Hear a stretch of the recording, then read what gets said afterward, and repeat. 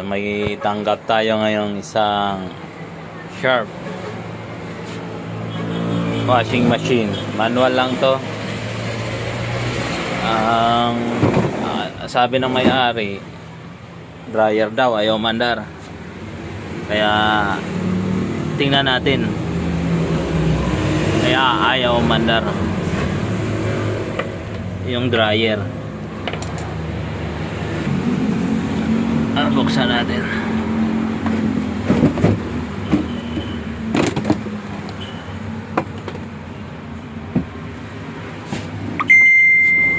So ayan.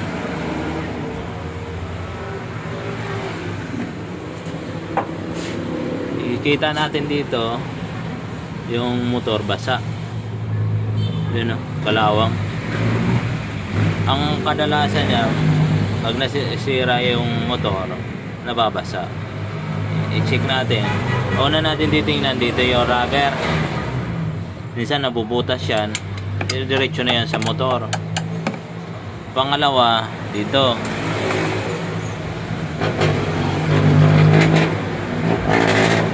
Yung gear case. Ito. Yan.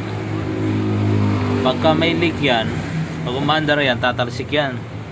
Makikita mo yung kalawang niyan, pati yung capacitor may kalawang na yung mga terminal dahil dito nang gagaling yung tubig.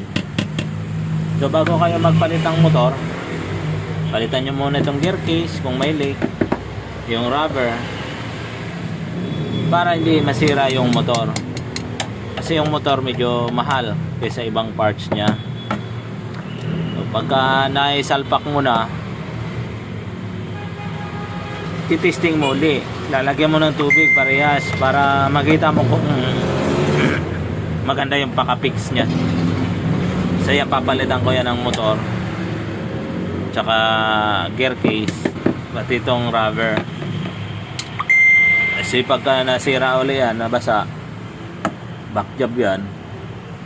So babalik sa'yo na may-ari, lugi ka na, malagalit pa yung may-ari, napagod ka pa. Kaya bago i-release, siguraduhin muna. Papalitan natin ang gear case yan. Ito, marami naman tayo stock. Ayan. Ay, motor naman yan. Palitan natin ang motor. Rubber naman nandun. Palitan natin. So babaklasin ko na to. So i-post ko muna kasi walang taga-video. Ito baklas na. Yan ang motor. So pag gagawa kayo nito, mas maigi yung baklasin nyo mga tornilyo para hindi kayo mahirapan pagtanggal. Ito po ay para lang naman sa mga baguhan, yung mga gustong gumawa din na matuto, yung mga gustong matuto kahit pa paano yung mga washing nila na hindi na masyado sila mapagastos na magbabayad ng labor. Ito pwede nyo pag-aralan kahit na kayo lang pre, sa hirap ng buhay ngayon.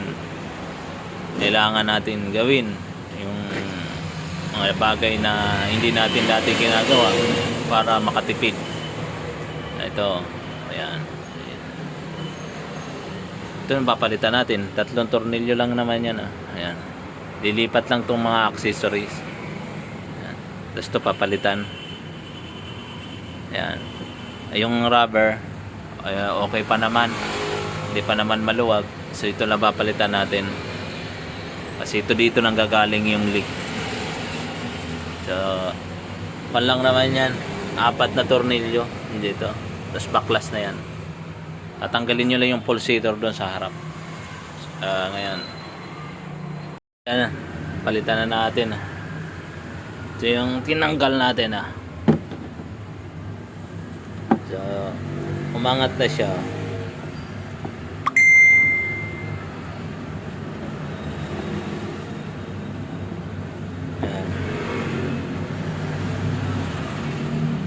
Kaya pumapasok na yung tubig. papasok, tatagos dyan. Yan, pinalitan ko ng bago. Yung motor, pinalitan ko na rin. Yung kalawang. So, ang ginawa ko, dinagyan ko ng tarpaulin.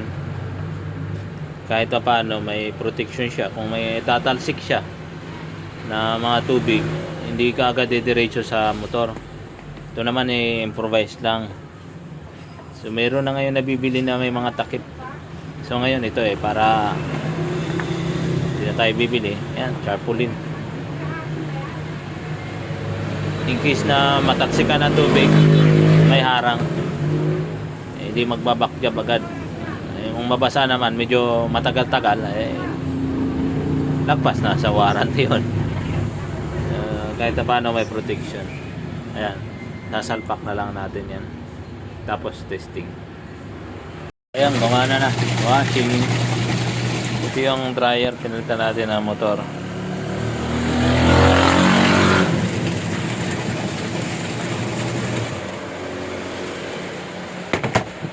Yung contact point yan ito.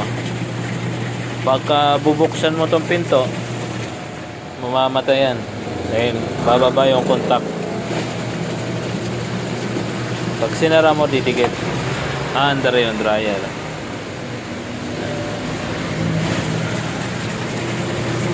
Okay na. At lagyan natin ang tubig para makita natin ang may leak. Yan na, simple lang. Gawa na.